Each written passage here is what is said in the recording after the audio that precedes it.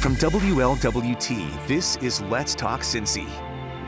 Hello everyone, I'm Curtis Fuller and welcome to Let's Talk Cincy. And I'm Alexis Rogers, and today we're in for a very big treat. We have Hall of Famer and honestly Cincinnati favorite Anthony Munoz. Anthony, thank you so much for joining us today. Well, thank you for having me. It's good to be here. It is hard not to start by talking football with literally one of the greatest football players ever. That's not something that we just say casually. You were recently named one of the top 100 football players to ever play the game. Wow. Humbling. Huh? It's very humbling. I hear that and I still pinch myself because, I talk a lot about the journey, and of course we talked a little bit before we went on air. A lot of people didn't give me a chance after playing one game my senior year in college, missing 3 seasons because of injury. But I'm thankful the Brown family, Paul Brown, took a chance and drafted me. Not only drafted me, but with the 3rd pick in the draft.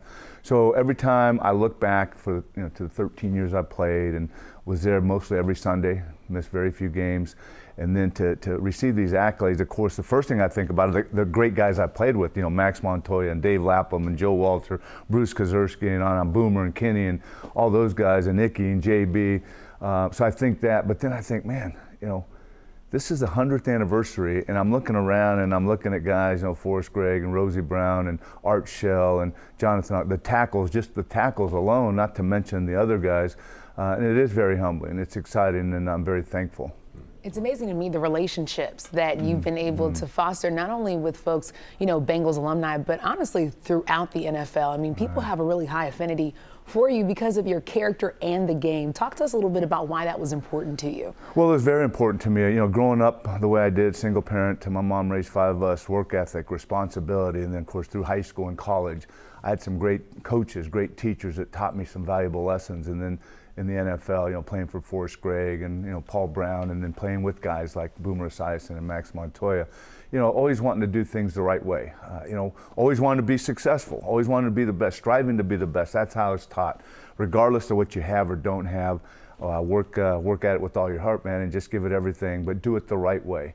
And that's really, what people taught me and the way I wanted to do. I wanted to honor the name Munoz, my mom and family, and thank the Browns for drafting me. And then, of course, with my wife Dee Dee and kids and now grandkids, you want to be that example. And perfect? No, none of us are perfect. None of us are above making mistakes. But really, leaving a legacy that says, God-fearing, hardworking, and hopefully being an example to those around you and how to do things. I know you're asked all the time about the current state of football and especially your Bengals. Right. Give us some assessment of this team, because they have a lot of raw talent, but obviously this year it didn't play out. Talk a little bit about the Bengals. Yeah, and I don't hesitate to talk about the state of the game, which you mentioned first. I think still, to me, in my humble opinion, the greatest team sport on earth. I mean, when you look at the diversity of individuals that are trying to accomplish one thing, that's win games. And you can have a 6'6", 330-pounder and a 5'8", 180-pounder on the same field trying to accomplish the same thing. You can have a guy from East LA and you can have a guy from Humboldt, Iowa, lining up next to each other, and again, working for the same thing. And but the present state of the Bengals is frustrating, because I do see some talent. I see, when you have guys like Geno Atkins and Joe Mixon, and you go right down the line, and I have an opportunity to do the preseason games, and you don't see the starters a lot, but you get to see the chemistry, how they interact with each other, how they interact with coaches, and that's what I look at more now. And I saw some good things, and especially after that opening game in Seattle. One of the toughest places to play, Seattle. I've played there a couple times. And then you couple that with the pretty good Seattle Seahawks team, and they lose the game, our Bengals lose the game, but man, they played well. They played physical. They were flying all over the field.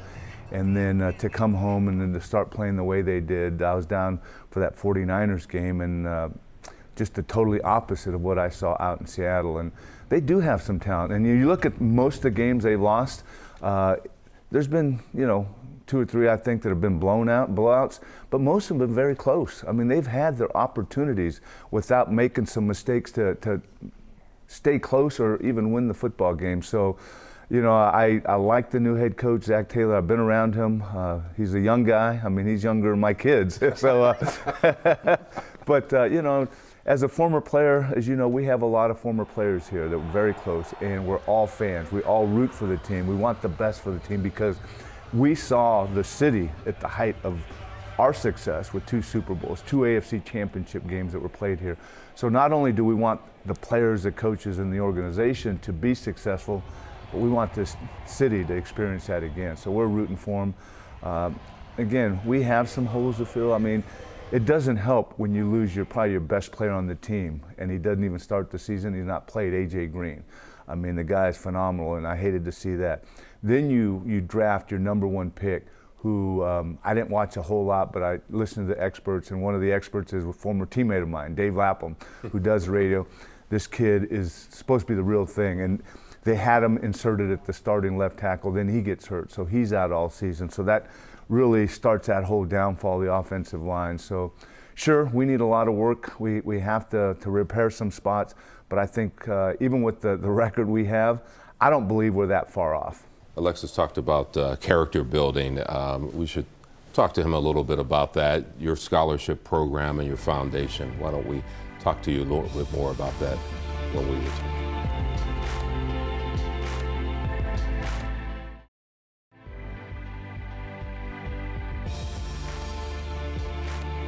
Hi there, and welcome back to Let's Talk Cincy. We're having an awesome conversation with none other than Anthony Munoz about so many things. We talked football, but let's talk a little bit more about philanthropy because we see you everywhere. I think the last time I saw Anthony, we were at Crossroads Church, and you were helping young leaders understand how to be young leaders. And this is important to you. You know, why do you necessarily target younger kids? Because, I mean, you have a big focus on younger kids and building them up young. Right, and you know, a lot of it, I shared a lot about my background and those mentors and those coaches and teachers that really poured into my life. And it taught me that, you know, we need to be those resources for young people. So, you know, we're going in our 19th year with the foundation, and we have that leadership seminar that we had about 80 high schools there. And just try to give them some, you know, some life nuggets, some things that are going to help them, not only in the community, but in their homes and in their schools. And so, you know, I've established, we have a great team. Again, I tell people I went from playing on a team to now a bigger and better team with the city of Cincinnati, our foundation, volunteers, corporate partners. So we really, you know, we start with young kids. We mentor elementary kids because we want them to really establish that foundation. We have character camps for middle school kids that we take away and pour into them. We'll teach them a little football. Now, we're not going to completely get away from Right. but people think because I played the game that it's 100% football, but it's not. We teach them football. We teach them character. We teach them team building, how to work together. And then, you know, we have the leadership seminar where we bring in motivational leadership speakers, you know, young people, older, that have been successful, that have gone through some adversity, but have stuck to it and made it. To give these young people that, you know, I tell them it's not a matter if, but when you go through adversity, how are you going to come out the other end? And so, you know, then we have a scholarship program that we give a bunch of scholarships for seniors going to college. So we try to keep that continuity of, you know, elementary all the way through high school. And then we tell them, we have a very lean staff, but we tell them once you receive something from the foundation or you're involved in a program, you're now part of the Munoz family. So we'll continue to follow you and stay connected. But that's why I do it. And again, we can't do what we do. I can't do what I do without my staff, interns, board members, corporate partners, and volunteers. So it is all about team. Yeah. When they hear your journey, I would imagine that their eyes light up because, you know, they hear the story of you being on the football field and they think it's all glamour. Right. But when they start to hear about growing up in California, single parent, that's a reality check. You know what? I feel very blessed at my age as an old guy that has been out of the league for so long. Been out of the league for so long, and I'm talking to these young people, and quite frankly, they have to be educated on what I did, you know, 25, 30 years ago.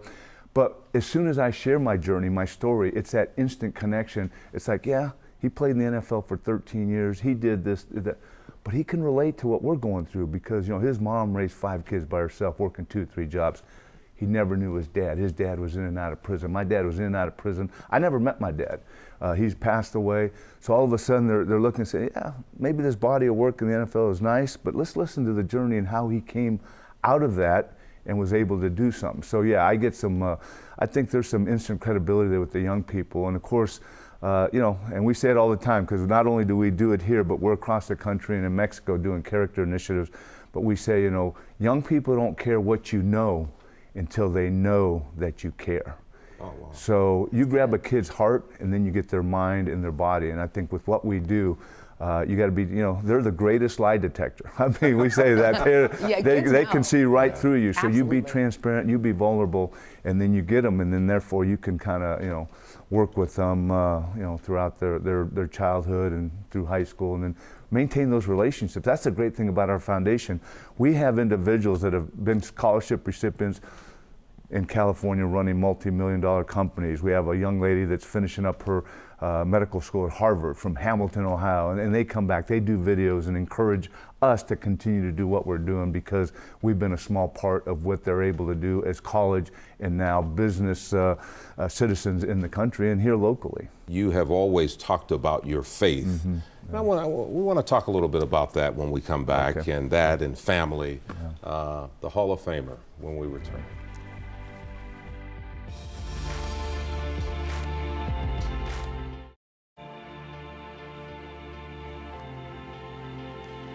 Hi there, and welcome back to Let's Talk Cincy. We are having a real conversation. Yeah. And Let's Talk Cincy, we like to say we talk about real life, real people, real conversations. And so joining us now is Anthony Munoz.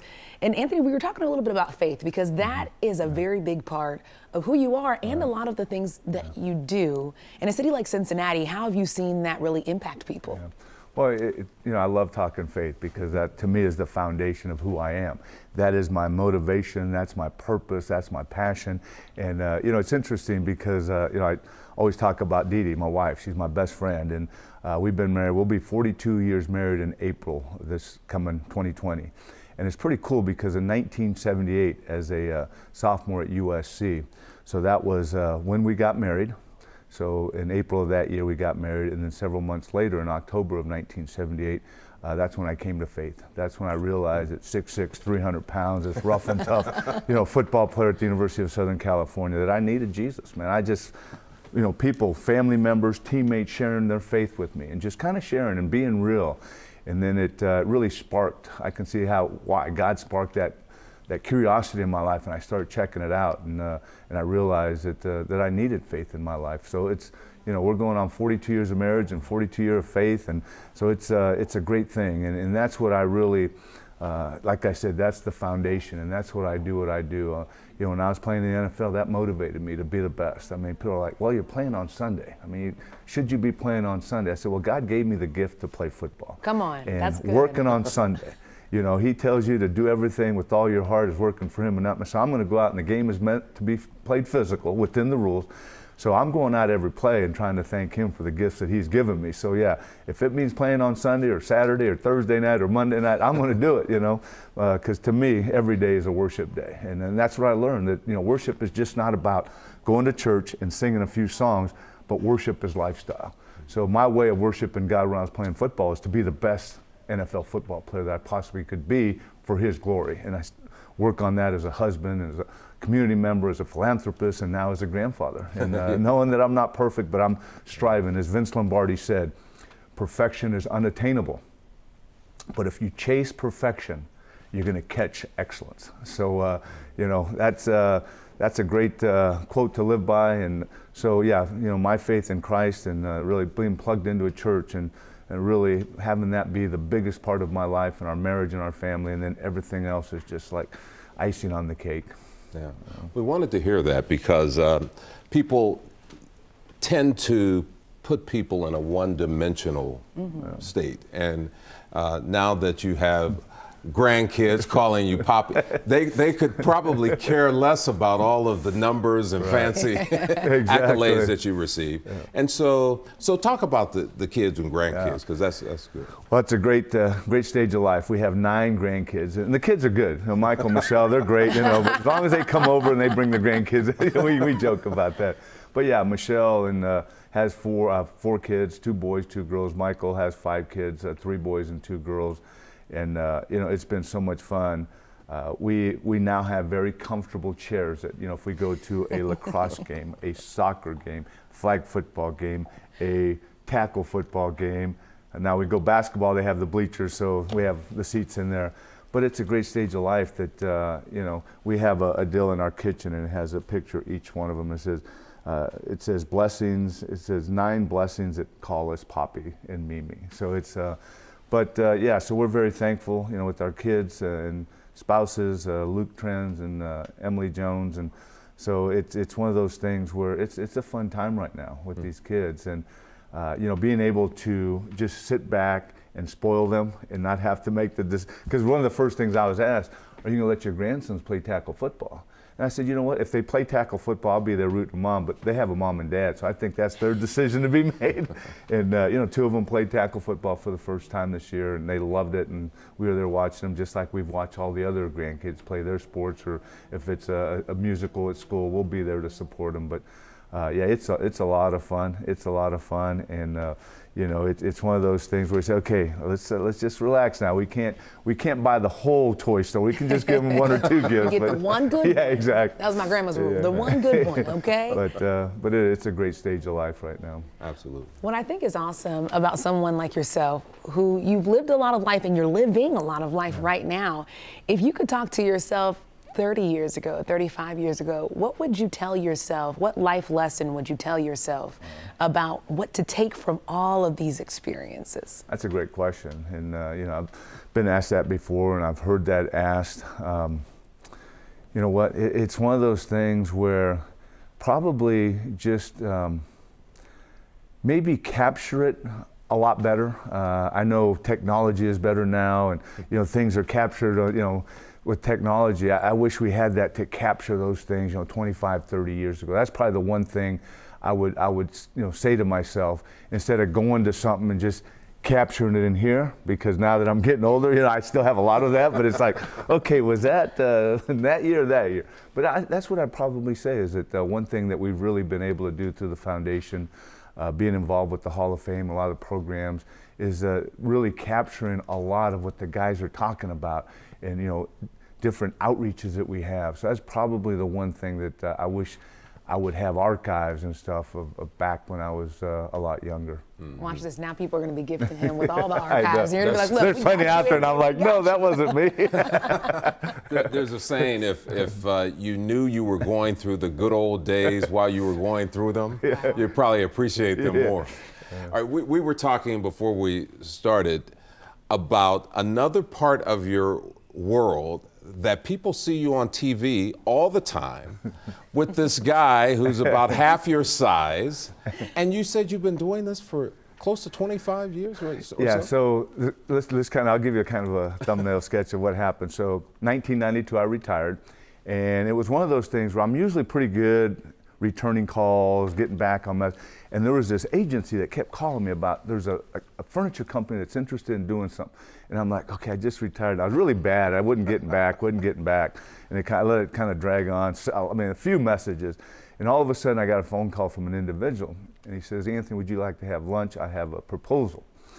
And I said yes right away. And then I realized this individual is representing the same furniture company that this agency was, and it was Ed Hartman. So I agreed to have, you know, a lunch with Ed Hartman, and here we are. I mean, that was, so it's 27, I think going on 28 years now that Ed and I have been doing the commercials for Furniture Fair. And I tell you, we've had a blast. You know, early on I had to say, okay, Ed, you're the funny guy, you're the costume guy. I don't really look good in wigs and stuff, so I'll be the serious guy. But yeah. Did you know? Exactly. It's been a great relationship. You know, of course, people think that Ed owns it or we own it, but it's family owned. The Daniels family. You know, it's been cool. You know, the parents started in I think it was 62, 63. You know, when I first started there, Rick Daniels, the brother, was kind of heading up. Now it's Bill Daniels, and you have Steve Daniels, and you have Jenny, who kind of the whole family is running things. So it's been fun to be part of that, not only in Cincinnati, but now in Dayton and Beaver Creek and Louisville, and, you know, so it's they're growing, and it's great to be part of that team. And so I'm thankful. It's been fun. You know, I don't mind, you know, being referred to as a furniture guy now when I'm seen out in public. Of course, you know, high school students say, hey, there's that furniture guy. Or young people come up and say, Mom, Dad, there's the furniture guy. And then the parents will say, well, you know, he played with the Bengals. And they'll go, really? But it's been a great relationship. And the fun thing, and we talked about philanthropy and giving back, the fun thing for me is being involved with the company for as long as I've been with Furniture Fair, and to see how much they give back to the community and their heart to give back also. What I think is also awesome just about you is that you've seen Cincinnati in so many different phases of the city. I mean, you've seen it at its high. I mean, you have touted the great parts of it. You've seen it as it transitioned. And now you see it in this like rebirth. What would you say is the best thing that has changed about Cincinnati over the years as your relationship with the city has grown? Well, I think to see downtown, to see the river, you know, the banks, and to, you know, it's still a little sad to not see the old office there, and I refer to Riverfront Stadium as the old office, but it's good to see Paul Brown Stadium and Great American, and to see all the development between, and to see, at one point, we had an office down at OTR right across catty corner from Washington Park, and to see that start to kind of grow, you know, all the retail and residential and the restaurants, and you know, so it's, and I know we're not where we need to be, but to see that, to me, coming from the West Coast and then kind of seeing, you know, 2nd Street with the produce and the old stadium, and then to see that gone, and then to see it, you know, revitalized and see what's going on there. That's been the fun thing, to see the growth, and hopefully it will continue to move in the right direction. But that's what's been fun for me to see. And it's always good seeing you. We said it before that you're all over the place, but I hope you know how much this town appreciates you. I was thinking how, you know, athletes come and go, but your name is synonymous with the city and, of course, the Bengals. And I know people love you, and thank you for sharing you with Cincinnati on Let's Talk Cincy, because we wanted people to hear from you, not just the football player. Well, I appreciate that, and you're welcome with that, and thank you for those kind words, and that's the great thing. I mean, I tell people, and you know, I go back, I still visit family in Southern California, still have a lot of family, do events there, and I'll get a former, you know, high school buddy or a relative, and they'll come put their arm around me when I'm doing an event, and they'll say, so you're ready to move back, right? And I'm saying, no, we'll keep visiting, but the embracement that we've, and I tell people, and they say, why did you stay in Cincinnati? So the first thing I say is because of the people. I had a job offer 6 days after my last game at Riverfront Stadium to go back to LA, not to just go back to LA, but to be the line coach at the University of Southern California. And I've done that with young people over the years, but that was 2 days that I agonized, but don't regret turning it down and staying here. I'm glad you turned it down. Well, thank you. Always good to see you. Great seeing you. The Hall of Famer, Anthony Munoz. We'll be back in a moment.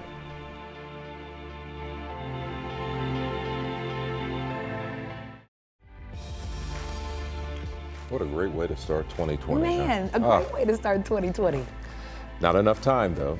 That's all the time we have for you. Thanks for watching. And of course, we want to hear from you. Go ahead and email us all of your thoughts, ideas, questions at ltc@wlwt.com.